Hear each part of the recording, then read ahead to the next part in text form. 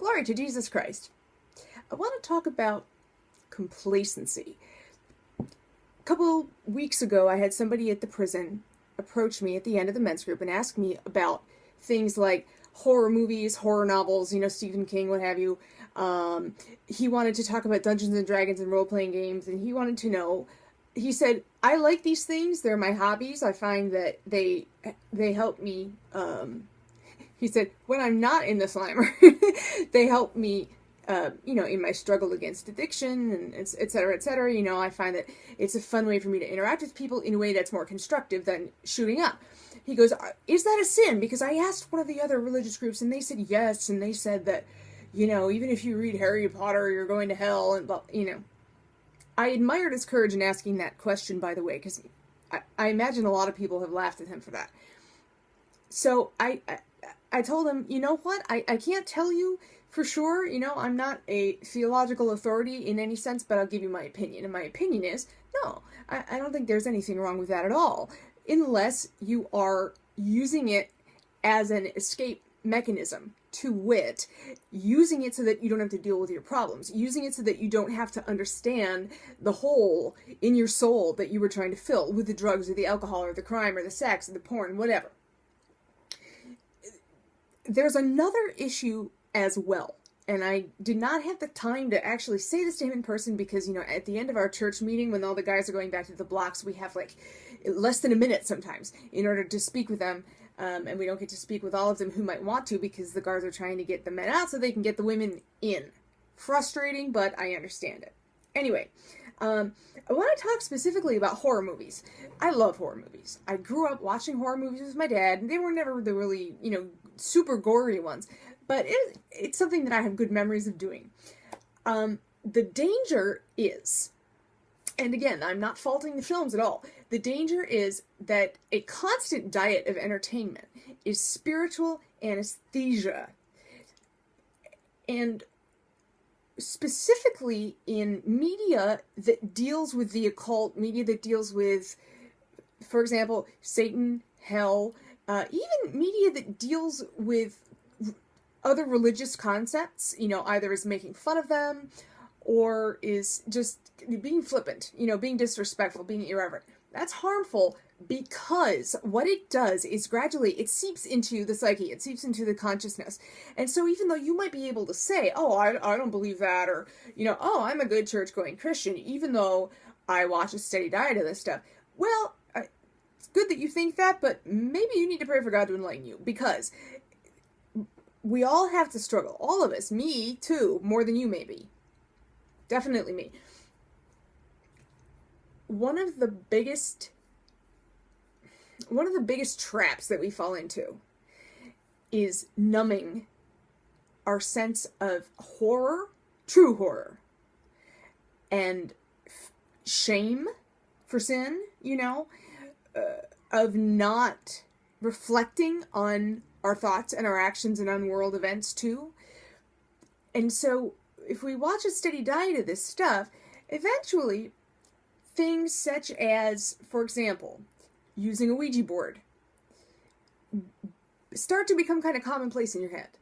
Okay? If you watch a bunch of horror movies that have anything to do with the paranormal, the chances are very high that that movie is going to involve a seance or a Ouija board or both.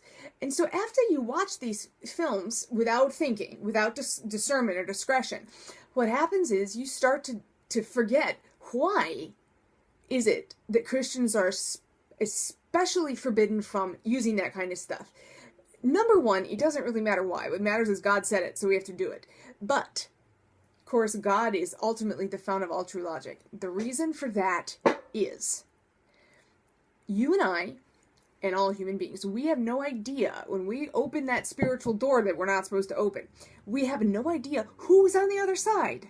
We have no idea what we're dealing with, how many of them there are. We don't know if it really is dear Aunt Sally or not. Newsflash, it's not dear Aunt Sally. Okay? Remember, Satan's a liar. He's the prince of lies. The demons are the other fallen angels. They're like the little dukes of lies. They lie all the time. It's what they do.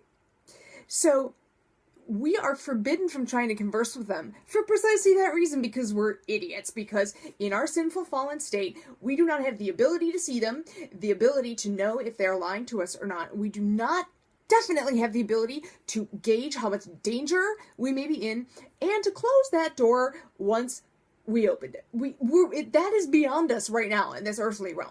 Okay, so that's why that is absolutely forbidden, verboten for Christians in every time and place. Okay. Unfortunately, we tend to like things that are forbidden. You've read the story of Adam and Eve, right? The apple's forbidden, all of a sudden, oh, I have it.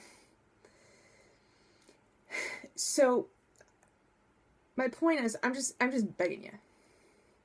No matter what you do, no matter what kind of movies that you watch, no matter what kind of books that you read, just remember that what you're reading is fiction, and that you cannot trust any movie director, any playwright, any author of novels, anyone. You cannot trust them as a spiritual authority. So you cannot trust that what they're portraying in the film is true with regard to, for example, how to contact the dead, or the safety of trying to do that. You cannot rely on media at all for any information about what to do if a person is possessed, or if there's a demonic infestation, or if there's a poltergeist or a ghost in the house. Don't pay attention to that, because it's entertainment. That's all it is. You're kind of paying for them to lie to you, but that's okay, as long as you remember you're paying for them to lie to you. This kind of complacency, this kind of unthinking or surface thinking, it's dangerous, because you're helping Satan out. See, here's the thing. Here's the thing about Satan. Satan is not the evil counterpart to God, the Father or the Son or the Holy Spirit. Satan is a fallen angel. He's a created being. So all the power that he has on earth right now, God is allowing him to have it temporarily, because he's using him to separate the wheat from the chaff. Okay? He's saying, I'm going to permit you to put temptations in front of people, sometimes, or to afflict them, sometimes, so that I can either manifest my own glory, this is God speaking, not me, obviously, or so the person, perhaps, can learn and be reminded about how much they need God. Okay? God might know that that person loves them enough to refrain from sin, or to do something unpopular because it's right. But sometimes that person needs to know, too. Which, in my purely personal opinion, is one of the reasons that Abraham had to almost sacrifice Isaac, is because Abraham needed to realize how much he was willing to obey God. God knew, Abraham needed to know. It's the same thing with us. Okay? And that's a really dumb move. That is a really, really, really, really dumb move. You got to keep your eyes open, spiritually and physically. And please understand, too, I could rant about this all day. The word spiritual. Do not confuse spiritual or invisible with imaginary. They're not the same at all. Okay, so when I'm saying spiritual this, spiritual that, I'm not talking in this kind of namby-pamby, new age, spineless crap. No, I'm just saying invisible with the eyes that you have in your head right this moment.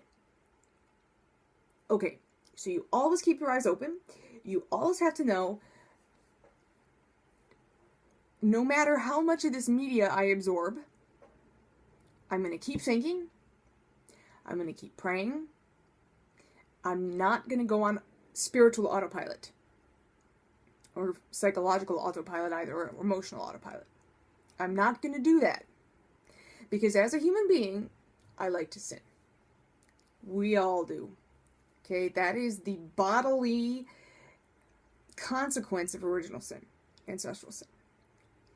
We're not guilty of anyone else's sin, but we do bear in our bodies bodily death. And part of that temptation to sin is that forbidden fruit, which in this case is the occult. So, this is a good principle for life, I think. Don't go on autopilot. Don't zone out. Your instincts are wrong. And so are mine. Your instincts are going to lead you down that path to hell. And so are mine. So ignore them. And in order to ignore them, you have to be consciously and constantly vigilant. Because Satan cannot read your mind. We know this. Satan cannot read your mind.